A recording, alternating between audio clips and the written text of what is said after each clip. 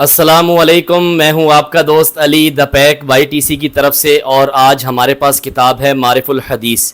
اس کے اندر سے ایک حدیث ہم آپ کے سامنے رکھیں گے۔ حدیث کا عنوان ہے زکوٰۃ کے علاوہ مالی صدقات۔ بسم اللہ الرحمن الرحیم۔ حضرت فاطمہ بنت قیس رضی اللہ تعالی عنہا سے روایت ہے کہ رسول اللہ صلی اللہ علیہ وسلم نے ارشاد فرمایا، مال میں زکوٰۃ کے علاوہ بھی اللہ کا حق ہے۔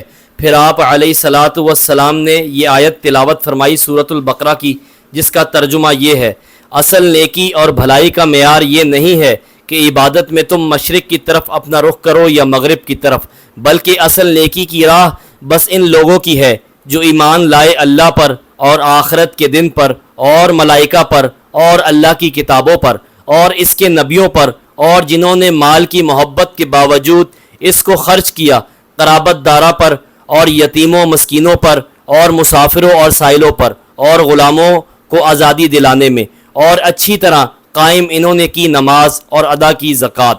تشریح: حدیث کا مقصد و منشا یہ ہے کہ کسی کو یہ غلط فہمی نہ ہونی چاہیے کہ مقررہ زکوٰۃ یعنی فاضل سرمایہ کا 40واں حصہ ادا کر دینے کے بعد آدمی پر اللہ کا کوئی مالی حق اور مطالبہ باقی نہیں رہتا۔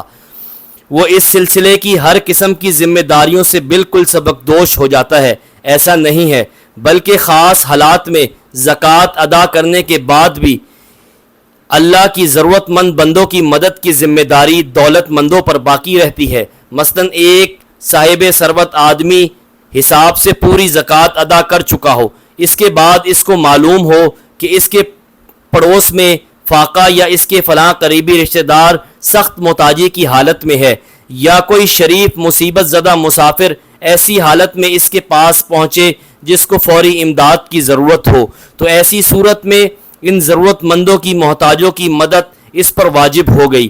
رسول اللہ صلی اللہ علیہ وسلم نے یہ بات بیان فرمائی اور بطور اجتہاد سورۃ البقرہ کی مندرجہ بالا آیت تلاوت فرمائی۔ اس آیت میں اعمال بر نیکی کے کاموں کے ذیل میں ایمان کے بعد یتیموں مسکینوں مسافروں سائلوں وغیرہ حاجت مند طبقوں کی مالی مدد کا ذکر کیا گیا ہے۔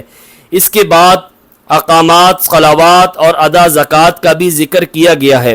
اس سے معلوم ہوا کہ ان کمزور اور ضرورت مند طبقوں کی مالی مدد کا جو ذکر یہاں کیا گیا ہے وہ زکوٰۃ کے علاوہ ہے، کیونکہ زکوٰۃ کا مستقلاً ذکر اس آیت میں آگے موجود ہے۔ بسم اللہ الرحمن الرحیم۔ امیر غریب ہر مسلمان کے لیے صدقہ لازم ہے۔ امیر غریب ہر مسلمان کے لیے صدقہ لازم ہے۔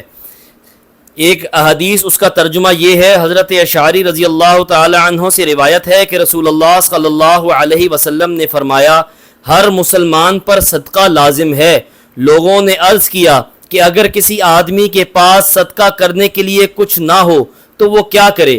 آپ علیہ الصلاۃ والسلام نے فرمایا کہ اپنے دستے بازو سے محنت کرے اور کمائے، پھر اس سے خود بھی فائدہ اٹھائے اور صدقہ بھی کرے۔ عرض کیا گیا کہ اگر وہ یہ نہ کر سکتا ہو تو کیا کرے؟ آپ صلی اللہ علیہ وسلم نے فرمایا، کسی پریشان حال محتاج کا کوئی کام کر کے اس کی مدد ہی کر دے، یہ بھی ایک طرح کا صدقہ ہے۔ عرض کیا گیا اگر وہ یہ بھی نہ کر سکے تو کیا کرے؟ آپ صلی اللہ علیہ وسلم نے فرمایا، تو اپنی زبان سے ہی لوگوں کی بھلائی اور نیکی کے لیے کہے۔ لوگوں نے عرض کیا اگر وہ یہ بھی نہ کر سکے تو کیا کرے؟ آپ صلی اللہ علیہ وسلم نے فرمایا کہ کم از کم شر سے اپنے کو روکے، یعنی اس کا اہتمام کرے کہ اس سے کسی کو تکلیف اور ایذا نہ پہنچے، یہ بھی اس کے لیے ایک طرح کا صدقہ ہے۔ اللہ پاک اس پہ مجھے اور آپ کو عمل کرنے کی توفیق عطا فرمائے۔ یہ میرے آقا کریم رسول اللہ صلی اللہ علیہ وسلم کا فرمان، یہ میرے آقا کریم رسول اللہ صلی اللہ علیہ وسلم کی حدیث، اللہ پاک مجھے اور آپ کو اس پہ عمل کرنے والا بنائے۔ میرے دوستو، زکوٰۃ دے کے ہم ہر چیز سے فارغ نہیں ہو جاتے کہ زکوٰۃ دے دی ہے تو ہم نے اللہ پاک کا سارا حق ادا کر دیا۔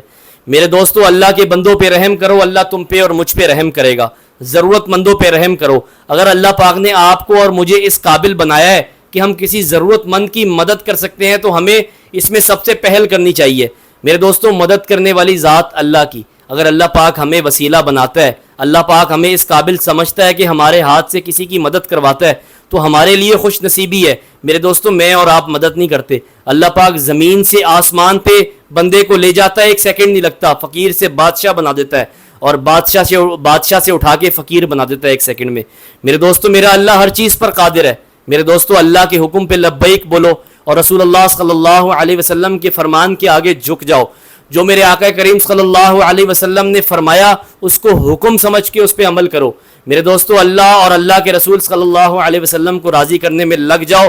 اللہ پاک آپ کی کمر زمین سے نہیں لگنے دے گا, اللہ پاک آپ کا ہاتھ دنیا والوں کے سامنے نہیں پھیلنے دے گا. میرے دوستو ایک اللہ سے سب کچھ ہوتا ہے, غیر اللہ سے کچھ بھی نہیں ہوتا. میرے دوستو میرے پاس سنانے کے لیے صرف یہی احادیث ہے اور یہی احادیث میں آپ کو سناتا رہوں گا. اس میں کمی پیشی اللہ پاک معاف کرے, اللہ پاک مجھے اپنے سامنے اور اپنے رستے میں قبول فرمائے. میرے دوستو میں بہت گنہگار ہوں, آپ لوگ بہت نیک ہیں, میرے لیے بھی دعا کرنا اور میرے دوستو تمام مسلمانوں کے لیے دعا کرنا, فلسطین کے مسلمانوں کے لیے, کشمیر کے مسلمانوں کے لیے, جہاں جہاں مجاہدین مسلمان پریشان ہیں یا مصیبت میں, اللہ پاک ان تمام کی مدد فرمائے. اللہ پاک میری بہن اور آپ کی بہن عافیہ صدیقی کو رہائی عطا فرمائے. اللہ پاک تمام مسلمانوں کی مدد فرمائے. اپنے بھائی کو اجازت دیجیے اگلی ویڈیو کے لیے. اللہ حافظ.